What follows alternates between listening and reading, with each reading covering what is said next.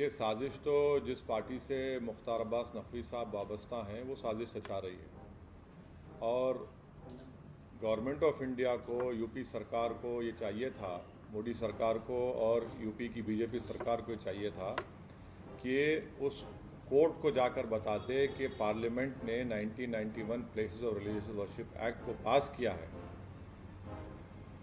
जिसमें कहा गया कि 15 अगस्त 1947 को जो रिलीजियस स्ट्रक्चर्स जो हैं, चाहे वो मस्जिद हो या मंदिर हो या जैन तबके के हों या सिखों के हो या ईसाइयों के हो या जिस किसी रिलीजियस प्लेस हो, उसको डिस्टर्ब नहीं किया जाएगा। वो नहीं किए। उनको तो चाहिए था कि कोर्ट को जाकर बताए। दूसरी बात यह है कि मोदी सरकार ये जानती है कि जब बाबरी मस्जिद सिविल टाइटल का जजमेंट आया, उसमें उस जजमेंट में ये कहा गया कि 1991 प्लेसेस ऑफ वर्शिप एक्ट को उन्होंने basic structure of the constitution से जोड़ दिया। तो ये सरकार की जिम्मेदारी थी, संवैधानिक जिम्मेदारी थी कि उस कोर्ट को बताए कि आप ये गलत कर रहे हैं। मगर क्योंकि आप नफरत की राजनीति करते हैं और आप हर नफरत में अपनी सियासी रोटी सेकते आए हैं, इसीलिए आपने खामोशी बनाई रखी है। वो बताए ना, बीजेपी बताए कि क्या वो 1991 places of religious worship act को मानती है, नहीं मानती है। मानना पड़ेगा, पार्लियामेंट से एक्ट है और सुप्रीम कोर्ट ने उसको कहा कि basic structure of the constitution से जुड़ा हुआ है। अगर ये मसले को तूल कोई दे रहा है तो वो बीजेपी दे रही है और संघ परिवार दे रही है। वो ये चाहते हैं कि वो जो नफरत का दौर था हमारे मुल्क में 1990 का, दोबारा इस मुल्क में दोहराने की कोशिश कर रहे हैं। क्या क्या नहीं खोया सबने, भारत ने खोया ना, देशवासियों ने खोया। आप क्या फिर वो नफरत की फिजा को पैदा करना चाहते हैं क्या? खुलकर बोलिए। बीजेपी प्रधानमंत्री को बोलना चाहिए कि उनकी सरकार कमिटेड है 1991 places of religious worship act के लिए। क्यों नहीं बोलते प्रधानमंत्री? क्यों नहीं बोलते देश के home minister? Court monitored committee का सर, कोर्ट मॉनिटर्ड कमेटी वो का गलत करना कहां तक जाए? बिल्कुल गलत है, क्योंकि जब पार्लियामेंट ने एक्ट पास कर दिया और जब सुप्रीम कोर्ट ने ये कह दिया कि वो एक्ट हमारे बेसिक स्ट्रक्चर का हिस्सा है, तो आप किस बुनियाद पर कर रहे हैं? आप लोअर कोर्ट को भी इख्तियार हासिल ही नहीं है कि सुप्रीम कोर्ट के फैसले का वायलेशन करे, पार्लियामेंट के एक्ट का वायलेशन करे। किस बुनियाद पर कर रहे हैं आप?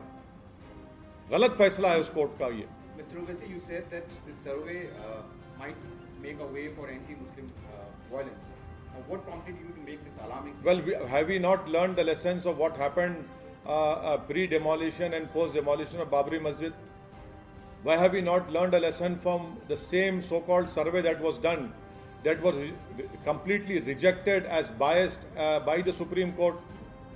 In the final title dispute, Supreme Court said it has no relevance. Why is it that the BJP is and Sangh Parivar is hell-bent on creating the same atmosphere in our country which existed pre-demolition of Babri Masjid and post-demolition Babri Masjid?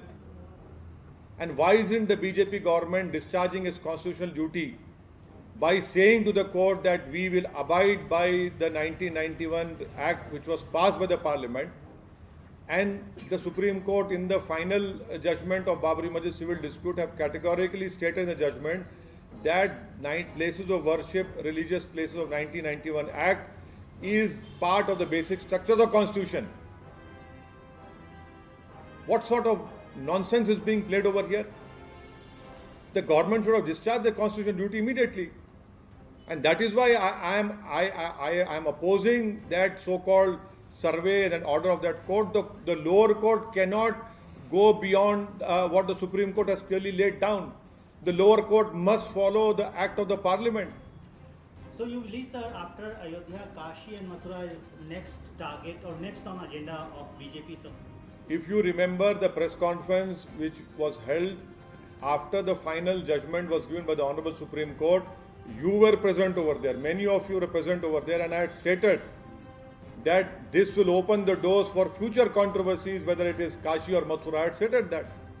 I have stated that on record. It is there for everyone to see. जानते हैं वो लोग।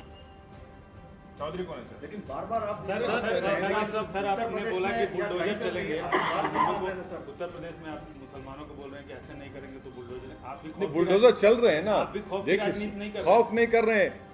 एक Samajwadi party का sitting MLA है बरेली का, उसके petrol pump को तोड़ दिया गया, उसका नेता मुझे कुछ नहीं बोलता भाई। अखिलेश यादव क्या बोले उसके पेट्रोल पंप तोड़ने की, क्योंकि वो मुसलमान था, नहीं बोले। मगर इफ्तार की दावत में रोजा हम रहते, खजूर वो खा लिए।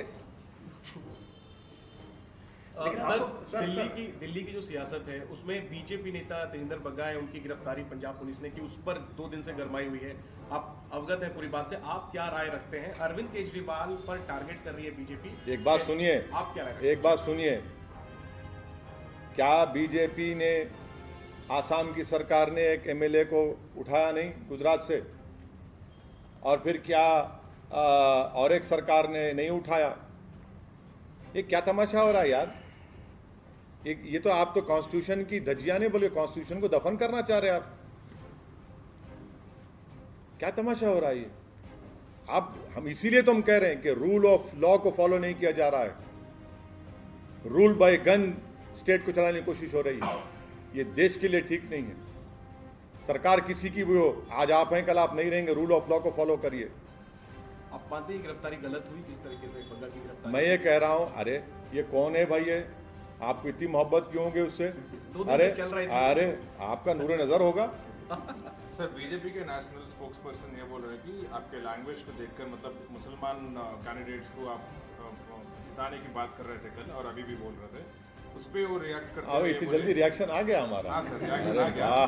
आपको नया हाँ, ये जिन्ना तो बोल रहा था यहाँ तो 5G का रिएक्शन हो सर, वो गया। सवाल पूछा सर, आपको नया नया जिन्ना बोला नया जिन्ना बोला जा रहा था। जिस जगह पर आप बैठे ना, यस इस जगह ने जिना को रिजेक्ट किया था जहां पर हम बैठे हैं, तो उनको पता ही नहीं है। और उस सावरकर ने 2 नेशन थियरी की बात की थी सबसे पहले, उसके बाद जिना किए। हमने तो दोनों के पैगाम को रिजेक्ट किया। अगर मैं संविधान के दायरे में रहकर ये कह रहा हूं कि मुस्लिम पॉलिटिकल एम्पावरमेंट होने चाहिए, तो देश के लिए अच्छी बात है ना। मैं फिर से उन बीजेपी के जिसने हम पर इल्ज़ाम लगाइए, क्योंकि आप तोते हैं, आपको खाली एक ही बात बोल सकते हैं आप। क्या श्याम शरण साहब ने ये आर्टिकल नहीं लिखा जिसमें कहा कि ये जो देश में नफरत का माहौल चल रहा है, उससे मुसलमान, अगर चंद मुसलमान रेडिकलाइज हो जाएंगे तो सिक्योरिटी के लिए हमारे लिए खतरा है? ये श्याम शरण साहब ने कहा, ओवैसी ने नहीं कहा। होश के नाखून लो, जो देश की जिंदगी भर खिदमत की और आज भी खिदमत कर रहा है। आप देखो, उनकी बात को समझो। आप अगर आप देश हित में बात करना चाह रहे तो आप श्याम शरण साहब की बात को समझो। सर, आपने कहा कि आपने मुकम्मल तरीके से सीएए का विरोध किया था, जिसके बाद सरकार बैकफुट पर आ गई। अभी बंगाल में हमेशा नहीं, हम फिर प्रोटेस्ट करेंगे इंशाल्लाह। हम फिर प्रोटेस्ट करेंगे। हमारा संवैधानिक राइट है प्रोटेस्ट करना, पीसफुल प्रोटेस्ट करेंगे। सर, आपने कल बोला कि बिहार में पार्लियामेंट्री इलेक्शन लड़ेगी एमआईएम। प्रशांत किशोर वहां पर पदयात्रा कर रहे नहीं, मैं किसी के बारे में नहीं बोलना चाह रहा हूँ। आपकी क्या प्लान है बिहार को लेकर? अरे, बिहार के अलावा और किन राज्यों में आपको? अरे अभी कल आप तो गुजरात में कंटेस्ट करेंगे सर? गुजरात में असेंबली इलेक्शन लड़ेंगे ना मैडम। आपका स्टेट में जाएंगे ना आपको। और क्या दिल्ली में आप म्युनिसिपल लोकल बॉडी इलेक्शन हाँ लड़ेंगे। जहाँ इलेक्शन होगा, जहाँ हमारा यूनिट है, लड़ेंगे हम। मुंबई बीजेपी को फायदा होगा। हाँ मुंबई अभी म्युनिसिपल इलेक्शन होने वाले हैं। हाँ लड़ेंगे। महाराष्ट्र में इलेक्शन होगा, लड़ेंगे ना, क्यों नहीं लड़ेंगे? इम्तियाज जलील से बात हुई हमारी, हम तो औरंगाबाद गए भी थे, बातचीत करके आए पूरा। मुंबई का जो सबसे देखेंगे, अभी तो उसका कब होता है वो डिसाइड करेंगे। बीजेपी को मदद करने के लिए बोला जाता है। तो थोड़े लोग बोलते रहते हो, थोड़े ही लोग हैं, दीवाने हैं। वो मुसलमानों को ये समझते हैं कि उनको डराओ और उनका वोट हासिल करो, उसके बाद उनका घर तोड़ दो। उनका वोट हासिल करो और वसीम शेख के जो हाथ कटे हुए हैं उसका बिजनेस को बर्बाद कर दो और गूंगे बन जाते हैं, एक लफ्ज नहीं बोलते। सेंधवा में 12 घरों को तोड़ दिया गया, कोई नहीं बोलता। खरगोन में 22 मुसलमानों के घर और झोपड़ियों को तोड़ा गया, कोई नहीं बोलता। बल्कि कांग्रेस के एक एक्स मुख्यमंत्री कह रहे हैं कि पत्थर फेंकने के पैसे मिलते मुसलमानों को, बेशर्मी से कहते हैं। यानी मैं अपना घर तोड़ाऊंगा? हमको कोई हमारे ईमान को खरीद सकता है पत्थर फेंकने के लिए? तो यही तो राजनीति हो रही है ना देश में। इसीलिए हम कह रहे हैं कि भारत के मुसलमानों को आज ये बात सोचना समझने की जरूरत है कि ये जो अंधेरी रात है लंबी रहने वाली है। इसीलिए हमको अपने नुमाइंदों को, अपने उम्मीदवारों को कामयाब करने से राजनीति मजबूत होगी, डेमोक्रेसी मजबूत होगी। सर, इस कमेंट से क्या मेजॉरिटी जो वोट ये बात बार बार कह रहे हैं, उत्तर प्रदेश में भी कह रहे हैं कि अपने नुमाइंदों को चुनिए, लेकिन एक भी सीट नहीं आई। क्यों भरोसा नहीं करते? तो बोलना छोड़ दूं मैं सच्चाई को और झूठ को कबूल कर लूं, धोखेबाजों को कबूल कर लूं, क्या स्ट्रैटेजी? हाँ, फेंटा को कबूल कर लूं। हैं? जो लोग धोखा दे रहे हैं उनको धोखेबाज तो बोलना पड़ेगा ना।